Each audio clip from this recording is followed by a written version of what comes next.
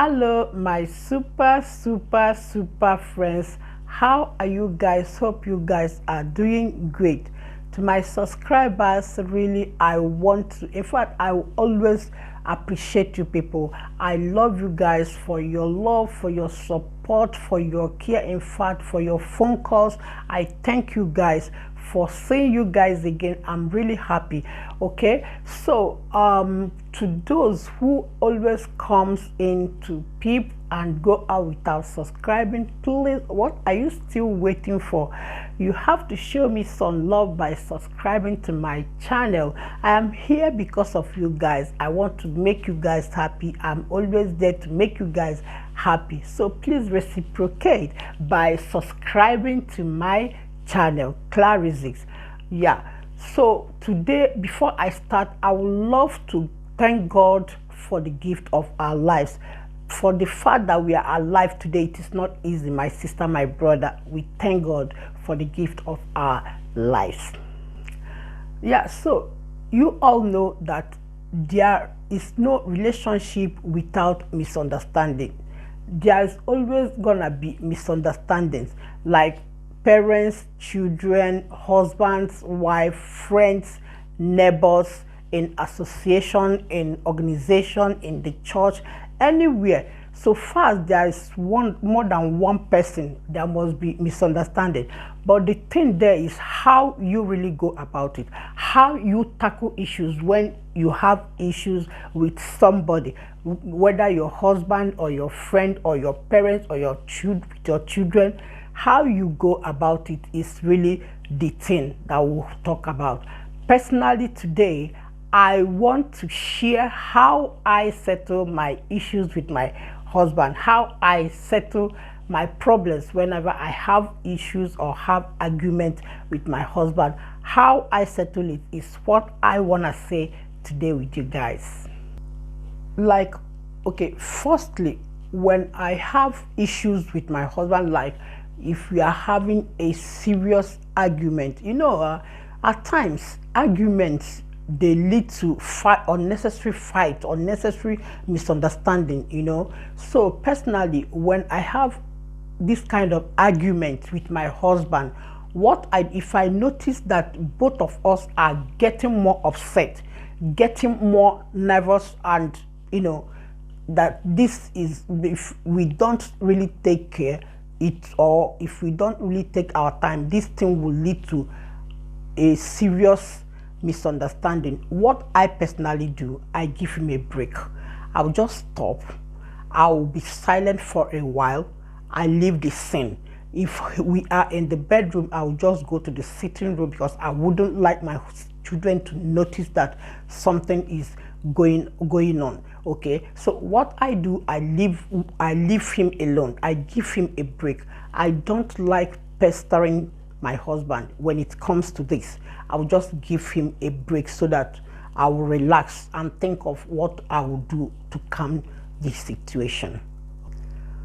And if I notice that it is not even helping matters, what I do at times, depending on the kind of misunderstanding, I will just enter my children's room so that we play together, or I will just pick up my novel, because I like reading. I can pick my novel and I will go inside my children's room and I will start reading my novel. Or when the situation is getting even more tough, so what I do, I will just go out. I will go down the street. I will just stroll down.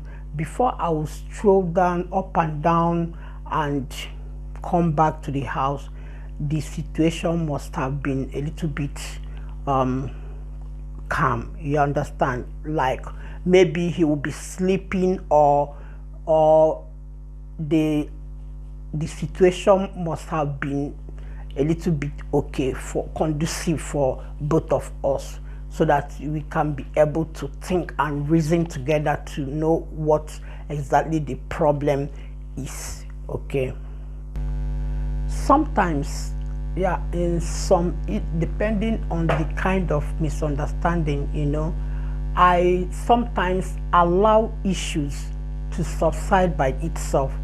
You know, at times they say that it is not good to go to bed, well, you know, when you're angry, you go to bed with that angriness. But we sometimes we have to face the fact when there are issues that you know you cannot settle it that moment, you just allow the sleeping dog to lie. You have to go to bed, because I believe, personally, I believe that if you sleep over it, that the following morning everything must have been calm. So when you allow it to take shape the way it will be, not, you know, forcing maybe your wife or your husband or your friend that the issue must be solved, while you know that everybody is upset, that everybody is crazy. So it's better you just allow things to take shape before you add salt into injury, you understand?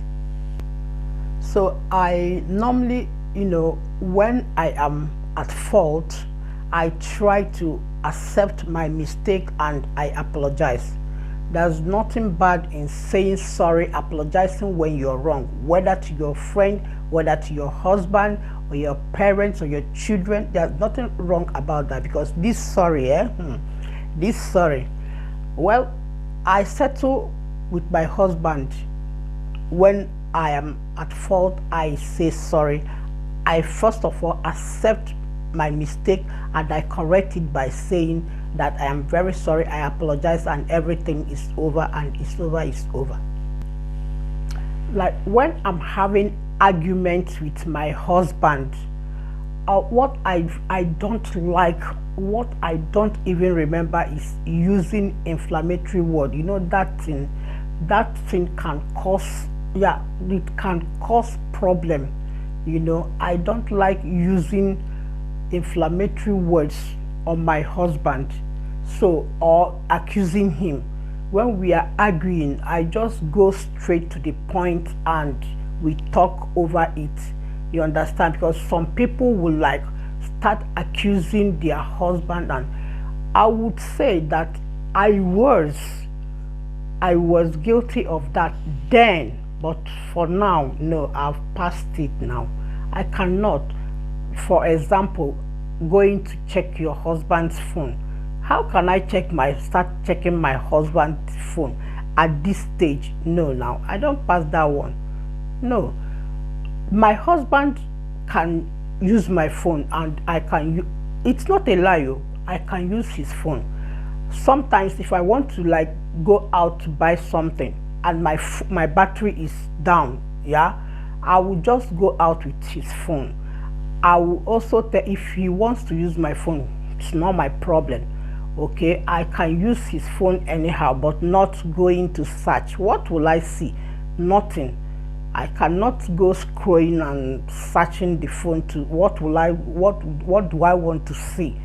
I don't do it. So I don't, you know, I try to avoid some certain things so that it will not, the misunderstanding, the issue will not escalate. So I stop all those things. Yeah. And when I am angry, I always like to go straight to the point. I tell my husband what my anger is. I will just be straight. No need, you know, going round and round and round, carrying face. I will just hit the point. I will tell him, look, I don't like this, and he will just trust my husband now. He will just apologize, or he will buy me a gift and he will apologize, and everything is over. It's over. Trust me, I don't have problem. It's over, and we move. So finally, communication is very, very important in a relationship. Like me, I'm talking about myself personally. I'm just sharing how I used to settle issues with my husband. Communication is very important. We used to communicate all the time. We communicate all the time. So even if we are not in our very wonderful mood, maybe we are not in very good terms, we must communicate, thereby making it very easy for us to settle our problems. Because when you communicate often, you cannot, keep malice with each other. While you're communicating, even if you're still having that misunderstanding, since you are communicating with each other, it makes it lighter for you guys to settle. That's exactly how we communicate. We can do text messages when we feel that we cannot talk to each other, or we can make calls, not face to face, and that will also lead to reconciliation. So we reconcile by communicating all the time. So I think that I wouldn't like to start wasting your time. I've made my point, and I thank you so much. If you are still watching up till this point, I want to say thank you for your time. Thank you for really relaxing to watch till this moment. Please, if you have not subscribed, try and subscribe to my channel. Please try to subscribe to my channel, and I will see you in my next video. May God bless you all and stay safe. I really love you guys. Thank you and bye.